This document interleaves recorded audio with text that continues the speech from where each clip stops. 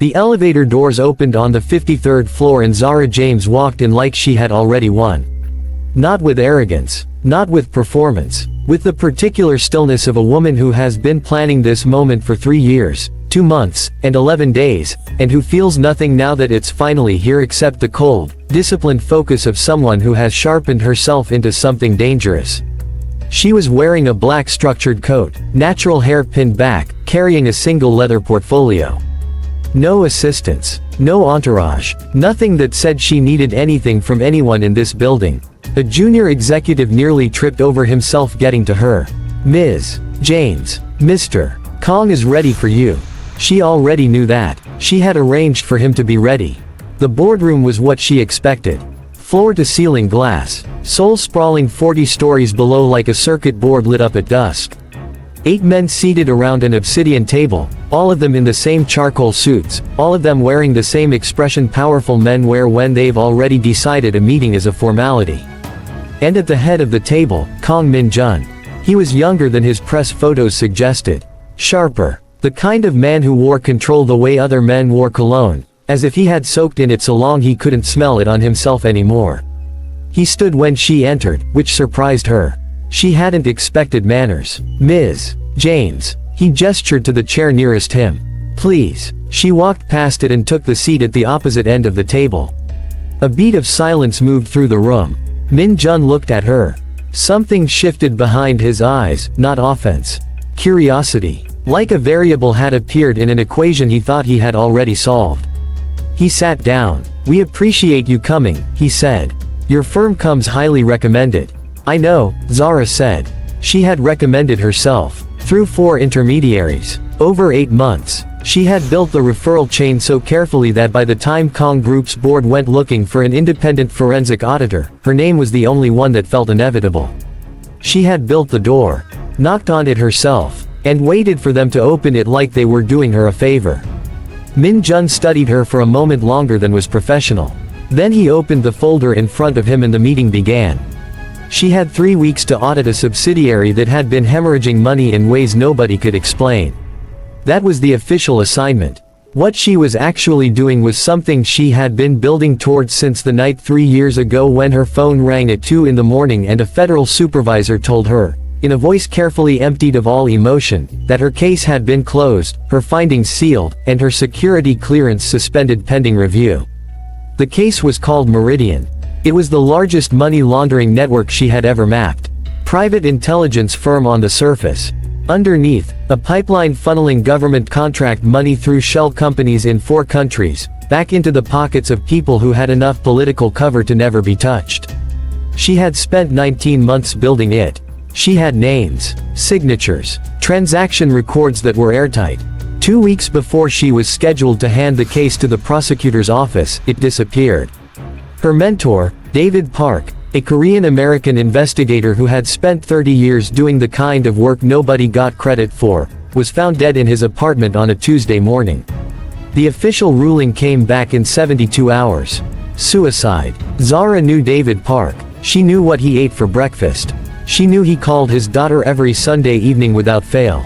She knew he had just booked a flight to Jeju Island for the following month because he wanted to see where his father was born before he got too old to travel.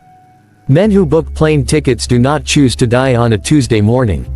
She had no proof, no case, no standing. The review cleared her of wrongdoing, but the clearance was never fully restored and the position she returned to was smaller and quieter, and everyone around her understood, without saying it, that she was now someone who had looked at something she wasn't supposed to see. She resigned 6 months later. Moved to Seoul, built something small and discreet and positioned herself exactly where she needed to be. Kang Group's subsidiary, a logistics and private contracting arm called Daesung Partners, was the thread she had been pulling toward for 2 years. She didn't know yet what she would find. She knew it would connect. It always connected. The first week inside Kang Group was about becoming invisible. She moved through the company's financial records the way she moved through a room, quietly, without announcing what she was looking for, letting the architecture of the numbers tell her its own story. She sat in meetings and took notes and answered questions directly and gave the board nothing to worry about. Min-Jun watched her. She noticed on day 3. He wasn't obvious about it. He wasn't the kind of man who was obvious about anything. But in the moments between agenda items, in the pause before he responded to something she said, she felt his attention on her the way you feel a shift in temperature. Precise. Measured. Like he was trying to solve her.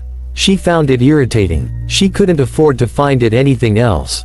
On the 6th day, he appeared in the doorway of the small office they had given her, holding 2 cups of coffee. No assistant. No announcement. You take it black, he said. It wasn't a question. He had apparently asked someone. You didn't have to do that, she said without looking up from her screen. I know. He set the cup on the edge of her desk. You've been here until midnight every night this week. That's what the contract is for. He was quiet for a moment. She could feel him deciding whether to leave or stay. He stayed. What do you do, he said slowly, when you find something in a company's records that the company itself doesn't know is there? She looked up then. His face was careful, but his eyes were doing something different.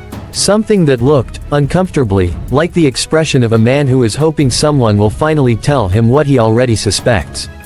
I document it, she said. And then I decide who needs to know. He nodded once, set his own coffee down, looked out the window at Seoul below them. My father built Daesung Partners in 2003, he said. He told me it was a logistics arm. Regional contracts. Nothing remarkable. A pause. I've never fully believed that. He left without saying anything else. That night, alone in her apartment, Zara pulled up David Park's photograph on her laptop. She looked at it for a long time. Then she closed it and went back to work. She found it on day 14. 3 layers deep in Daesung's corporate structure, behind 2 shell entities registered in Singapore and 1 in Cyprus, a financial architecture that was routing operating funds through an intermediary and into a private intelligence firm. The firm's internal code name was Meridian. Her hands went still on the keyboard. She sat in that silence for almost 4 minutes before she moved again. Then she started pulling threads. Transaction records. Memo trails. Internal correspondence that had been misfiled into a subsidiary archive so far from the main servers that she suspected whoever buried it had hoped it would simply decay in digital darkness. It didn't decay. It told her everything. Daesung Partners had been funding Meridian for 11 years. The original agreement was signed by Kang Min-Jun's father in a private board session that was never entered into the main company record. 3 current board members had co-signed. And in a suppressed internal memo dated 7 days before David Park's death, his name appeared. He had contacted someone inside Daesung Partners. He had been close. Closer than she had known. They had killed him because he was about to get there first. She sat with that for a long time. The grief moved through her differently than she expected, not sharp. Something older. Like a door she had been leaning against for 3 years had finally opened and she was standing in the space where it used to be. She built her transfer package for the external investigator, a contact in Brussels she had been cultivating for 18 months, completely outside Seoul's financial network, completely unreachable by Meridian's influence. She scheduled the handoff for 48 hours out. Min-Jun called her into his office at 11:47 at night. She walked in and he was standing at the window with his back to her. On the desk between them was a folder. When she stepped closer she saw what was inside and her blood dropped to something close to freezing. Surveillance photographs. Her meeting with the Brussels contact 3 weeks ago when she first made contact. A decoded transaction record she had pulled from the Daesung archive, one she had not shared with anyone, had not printed, had kept only on an encrypted drive in her apartment. They had been inside her apartment. She controlled her breathing, controlled her face, controlled everything. He turned around. You knew who I was before you walked into my boardroom. Not rage, not a threat, something quieter and more dangerous than either. The voice of a man who has been lied to so many times that the truth, when it finally arrives, lands less like a betrayal and more like a diagnosis. She looked at him for a long moment. Then she reached into her portfolio and placed her own file on top of his. David Park's photograph. The Meridian architecture mapped across 6 pages. 11 years of transaction records. The suppressed memo with David's name. The original board agreement, his father's signature inked at the top, large and certain, the signature of a man who never imagined anyone would find it. Min-Jun read every page. He read slowly. The way people read things they are trying to fully absorb rather than simply process. His face moved through something she couldn't entirely name, not shock, because some part of him had always known. Something more like the specific anguish of a suspicion finally confirmed. Of a story you hoped was wrong turning out to be exactly as bad as you feared. When he looked up, his eyes were different. Still controlled, but open in a way they hadn't been before. Like something sealed had finally been exposed to air. The silence between them was its own kind of sound. Then, quietly, "What do you need from me?" Not "How dare you?" Not a threat. Not the move of a man trying to protect an empire. Just that. 4 words. Offered without negotiation. Zara stared at him. This was not the variable she had calculated. She had built this entire operation on the assumption that the man at the top would fight her. That she would have to go around him, over him, through him. She had not built a calculation for a man who looked at everything she had done and responded by asking how he could help. She told him what she needed. Every internal record. 11 years of board communications. Full cooperation with external investigators. His name, on the formal disclosure documents. He would lose board members. Face shareholder revolt. His family's legacy would be buried under the case for years. The Kang name, which his grandfather had spent 50 years building into something that meant power and permanence in South Korea, would spend the next decade meaning something else entirely.